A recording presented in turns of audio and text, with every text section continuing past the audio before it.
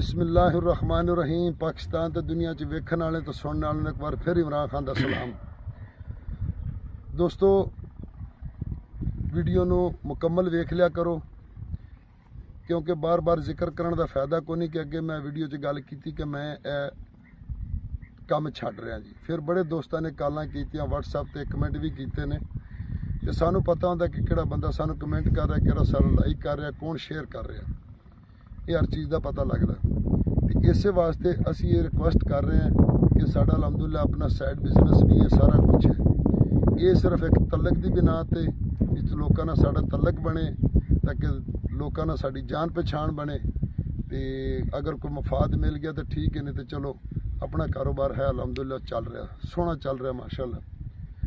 तो दोस्तों, वीडियो को अगर लाइक करोगे, नाल शेयर करोगे, व्हाट्सएप ते, फेसबुक ते, इंस्टाग्राम ते, यानी सोशल मीडिया ते अगर साड़ी कोई वीडियो वायरल होती है, सानू कोई अगर इहदे चो यूट्यूब च अर्निंग आती है, कोई पैसा आता है, साढ़े पेट्रोल का खर्चा चुकता है, तो फिर असी दोस्तों नाल चलते रहेंगे, नहीं तो फिर आखांगे फी अमानिल्लाह अल्लाह हाफिज़।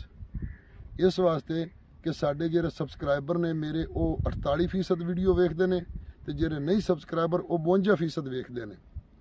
तो इसलिए सानू हर चीज़ का पता लगता है कि अगर तुसी सानू कोई सपोर्ट करोगे तो इंशाअल्लाह मैं बराबर वास चलता रहूँगा, और रिजक वो मेरे मालक के हथ च। दोस्तों, मैं तुहाडी खिदमत में हाज़र हाँ। 20 किले, यानी अगे भी एक 20 किले की वीडियो बनाई, हुण फिर एक 20 किलो की वीडियो बना रहे हैं। ये 20 किले देखो बराना कुसू बीजा होया, इहदे च बराना कुसू बीजा है।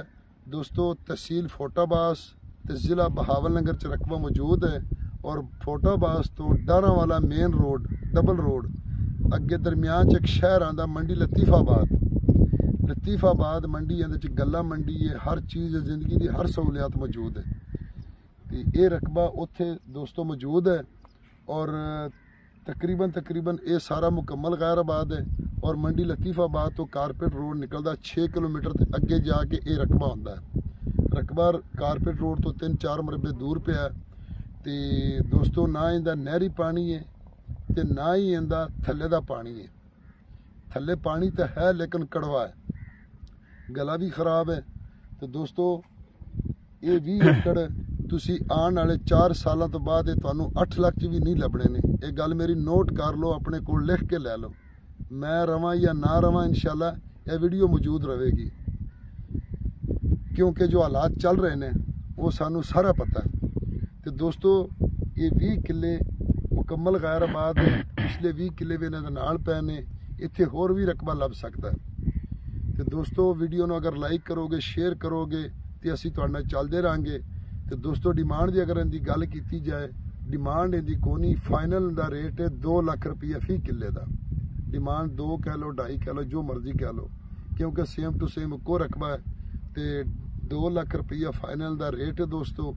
तो अगर साड़ी वीडियो तुहानू पसंद आवे तो शेयर करो, लाइक करो, तो नहीं आवे तो फिर सानू कहो भी तुसी भी छुट्टी कर जो, मैं भी छुट्टी कर जाना। फी अमानिल्लाह अल्लाह हाफिज़।